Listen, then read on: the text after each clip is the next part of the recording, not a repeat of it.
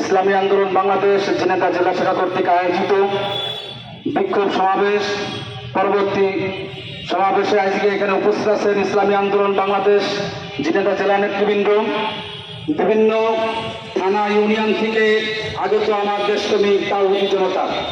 সকলকে জানাই ইসলামী আন্দোলন ঝিনাইদহ সদর উপজেলা শাখার পক্ষ থেকে শুভেচ্ছা ও মোবারকবাদ।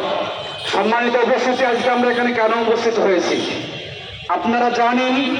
এই বাংলাদেশ 1971 সালে আমাদের বাংলাদেশের তাওহীদি জনতা লাল সবুজের এই পতাকা মান ধরে রাখতে তারা যুদ্ধ করেছিল পাকিস্তানের বিরুদ্ধে।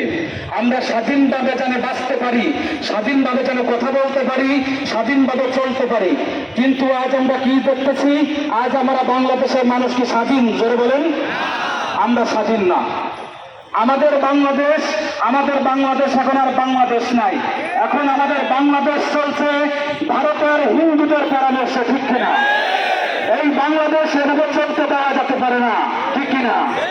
আমাদের এই বাংলাদেশ, এই লাল সবুজের পতাকাকে আমাদেরকে আবার যদি এই লাল সবুজের পতাকা বাংলাদেশ স্বাধীন বাংলাদেশকে টিকে রাখতে হয়, তাহলে পীর সাহেব চরমনাইয়ের নেতৃত্বে আমাদের আবার এই বাংলাদেশ স্বাধীন করতে আবারও যুদ্ধ করতে হবে, ঠিক কিনা? এই বাংলাদেশের বুকের মধ্যে ভারতের রেলপথ কোন রূপে আমরা বাংলাদেশের পথে আমরা নিতে দিতে পারি না, ঠিক কিনা? বাংলাদেশের আপামর জনতা, পীর সাহেব চরমনাইয়ের নেতৃত্বে আমরা তাওহীদি জনতা, আমাদের বাংলাদেশের পথে ভারতের রেল লাইন চাইতে হলে আমাদের মুসলিমদের বুকের পথে রেল লাইন চাইতে হবে, ঠিক কিনা? আমরা কোনো রূপ চাইতে দিতে পারি না। এজন্য আগামী দিন পীর সাহেব চরমনাইয়ের আহ্বানে যে কর্মসূচি আসবে, এর থেকে বড় বড় কর্মসূচিতে আমরা অংশগ্রহণ করার চেষ্টা করবো ইনশাআল্লাহ। ওমা আলাইনা ইল্লাল বালাগ। সংগ্রামী